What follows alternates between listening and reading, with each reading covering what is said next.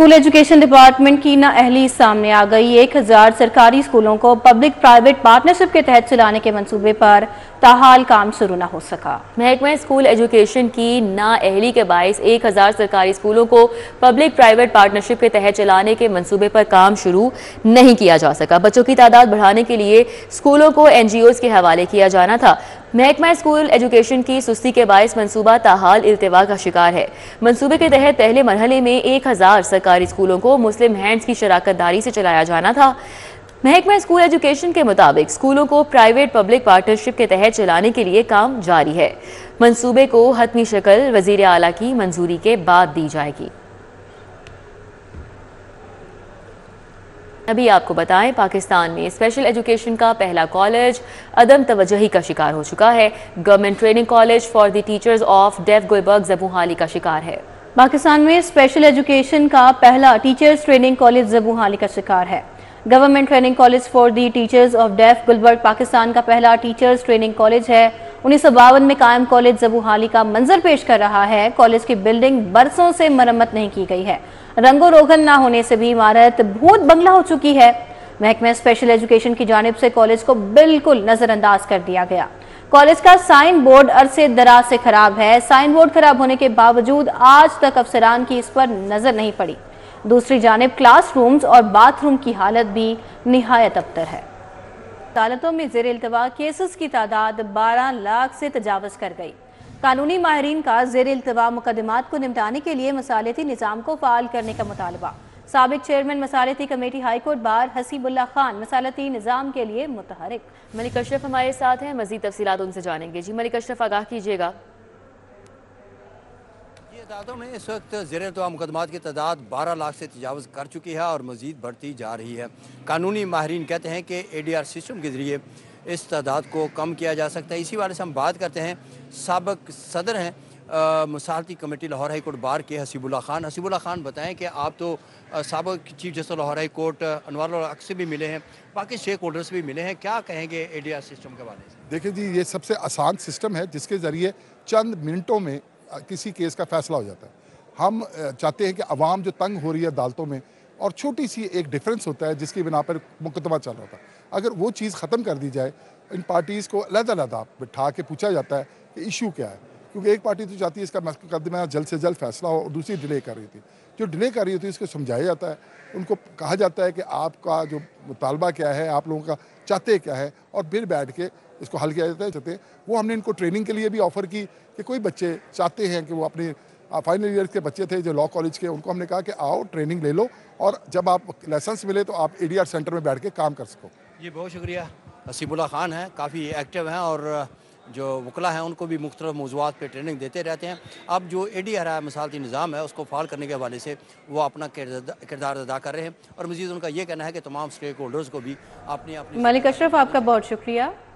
बैरून मुल्क मुलाजमत की गर्ज से जाने वाले हेल्थ प्रोफेशनल्स के लिए खुशखबरी है। महकमा स्पेशलाइज्ड हेल्थ ने हेल्थ प्रोफेशनल्स के लिए ऑनलाइन पोर्टल का आगाज कर दिया है। मजीद जानते हैं इस हवाले से अजमत आवान से। जी अजमत, अपडेट कीजिएगा।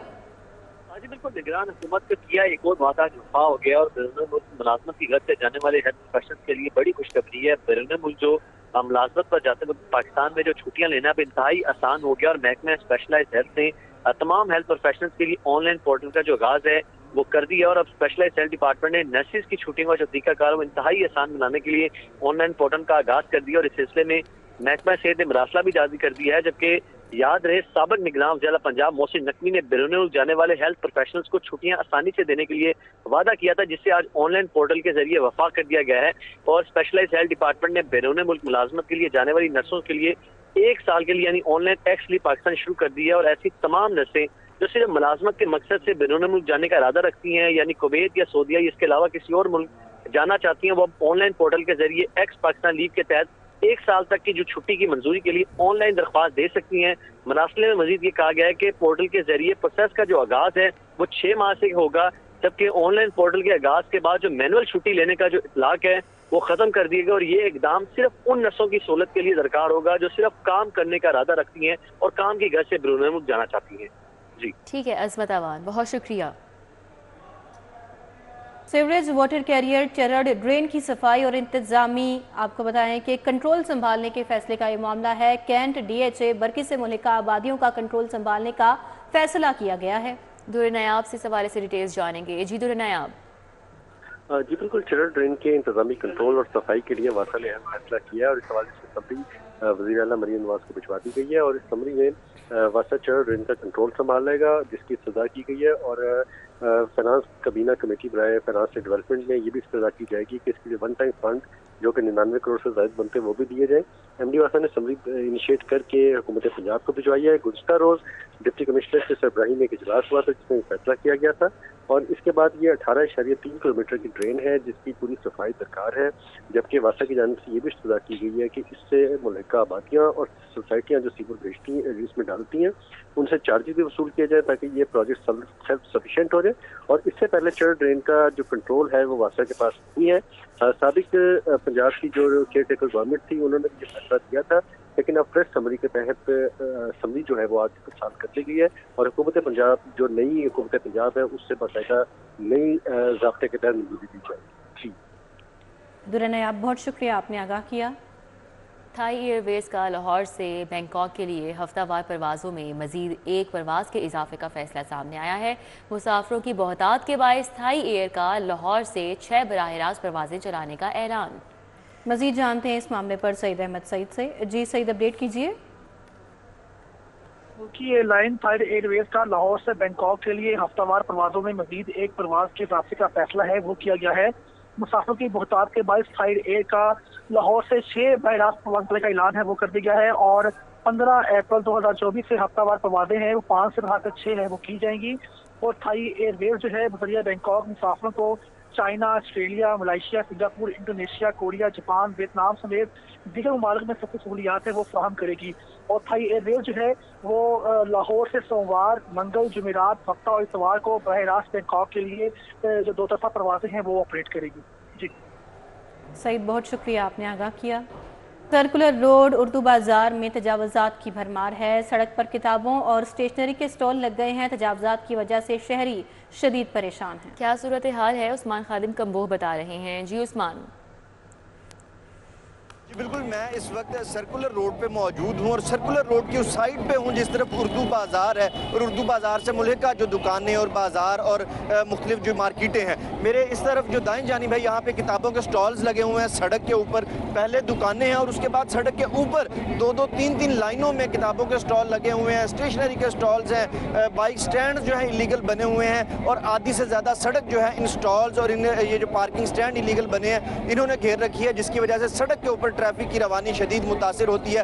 तजावुज़ात की वजह से शहरी परेशान होते हैं। जो लोग उर्दू बाज़ार में ख़रीदारी करने के लिए आते हैं उनको यहाँ पे दिक्कत का सामना करना पड़ता है। कोई स्टूडेंट यहाँ पे आता है तो उसका बहुत ज़्यादा वक्त ज़ाया होता है यहाँ पे जब वो कोई किताब या कॉपी या पेंसिल खरीदने आए तो इन तजावुज़ात की वजह से 2-2, 3-3 लाइनें रोज़ के अंदर ये तजावुज़ात हैं। जो रेडियाँ यहाँ पे स्टॉल्स लगे हुए हैं, खाने पीने वाली चीज़ें तो हैं ही, मेन जो सबसे ज़्यादा स्टॉल्स हैं वो किताबों के हैं, स्टेशनरी के हैं, कॉपियों पेंसिलों के हैं। लेकिन इंतजामिया इस हवाले से कोई इकदाम करती हुई नजर नहीं आती और सड़क के ऊपर ट्रैफिक की रवानी बहुत शुक्रिया। आपको बताएं कि फैमिली और सिविल अदालतों में केसेस का रश लग गया। एक सिविल जज 2-2 केसेस की समाअत कर रहा है। आला अदलिया के मातहत अदालतों को मुकदमात 6 माह में निपटाने के अहकाम जारी हो चुके हैं। मजीद क्या सूरत हाल है, शाहीन अतीक बताएंगे। जी शाहीन अतीक।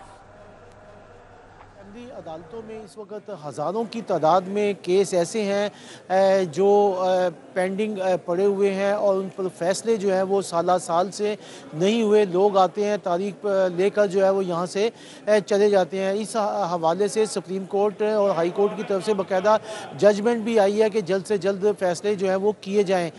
जजमेंट क्या थी, मेरे पास यहाँ पर मुदस्सिर चौधरी मौजूद हैं, इस हवाले से हम बात करते हैं। तो सर आप ये बताइएगा कि इस वक्त जो पेंडेंसी चल रही है अदालतों की और साल से फैसले नहीं हो रहा है, सुप्रीम कोर्ट ने भी अहकाम जारी किए, हाई कोर्ट ने भी किए, क्या कहेंगे आप? जी मैं फैमिली कोर्ट के वाले से बात करता हूँ कि फैमिली कोर्ट के अंदर हाई कोर्ट के अहकाम, हाई कोर्ट की जजमेंट, सुप्रीम कोर्ट की जजमेंट, इसके अलावा सबसे बड़ी बात है कि स्टैचू के अंदर लिखा हुआ है कि 6 माह के अंदर अंदर हर सूरत में फैमिली कोर्ट के केस का फैसला होना चाहिए। इवन यानी कि गार्डियन कोर्ट के केस का फैसला भी होना चाहिए।